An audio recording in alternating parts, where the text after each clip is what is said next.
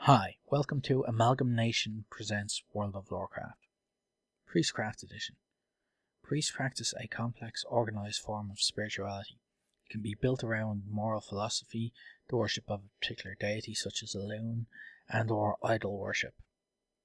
This is in contrast to the reverence of the elements that shamans practice, or the close divine connection with animals and the wilderness that druids maintain.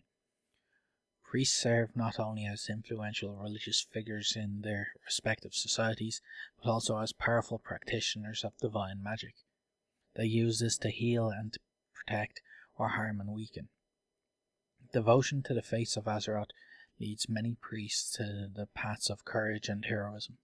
In dark times, priests carry the light of faith with them as a reminder of the powerful forces that work beyond the comprehension of the peoples who walk the land.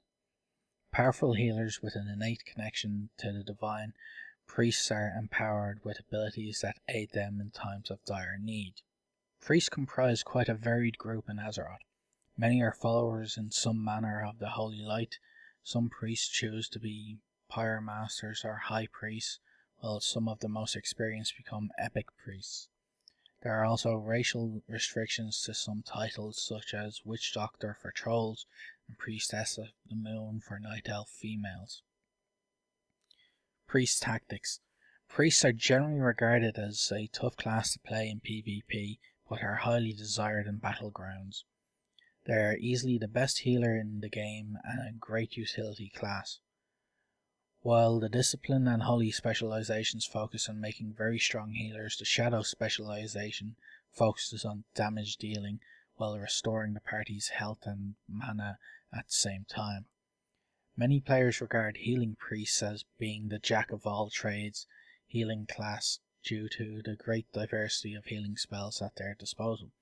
This includes direct healing, healing over time, area of effect healing, and the ability to shield targets from damage.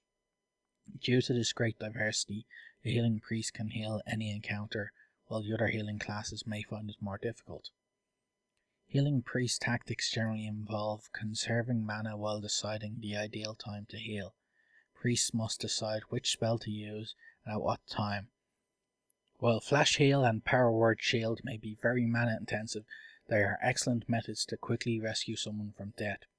Many priests use a tactic known as Stop Casting. In this method, the priest will constantly use greater heal. However, if in the 2.5 second cast time the target never takes sufficient damage, the priest will cancel the heal before it goes off and begin recasting. The goal of a shadow priest is to keep a series of spells with unique cooldowns and durations going constantly. They must cycle through several direct damage, channeled, and damage over time spells. A Shadow Priest is unique in that Vampiric Embrace restores health to the priest's entire party, which is based upon the damage the priest deals. Endgame expectations for priests. Though many priests found themselves originally pigeonholed into a single role in classic World of Warcraft, many are experiencing greater freedom in a post-Burning Crusade raiding environment. Priests are capable of filling both healing and damage dealing roles, depending on the priest's spec and the need of the raid. This flexibility is further aided by the increased debuff cap, making it easier to allow multiple shadow priests to contribute without being detrimental to a raid. Endgame healing for priests. Proficient and skilled healers are highly valued, capable of utilizing a variety of heals and numerous buffs that benefit raiders such as Power Word Fortitude and Power Word Shield. While sometimes considered by some to be mana inefficient when compared with other healing classes, the introduction of the Shadow Fiend in the Burning Crusade allows a healing priest to regain a significant amount of mana used to continue healing while providing negligible damage against one target. The use of Lightwell allows raiders to regain health by accessing the Conjured Well, while Spirit of Redemption allows holy priests to continue casting healing spells on a raid for 15 seconds beyond death with no expense to mana. For our disciplined priests, their strength lies in preventing damage.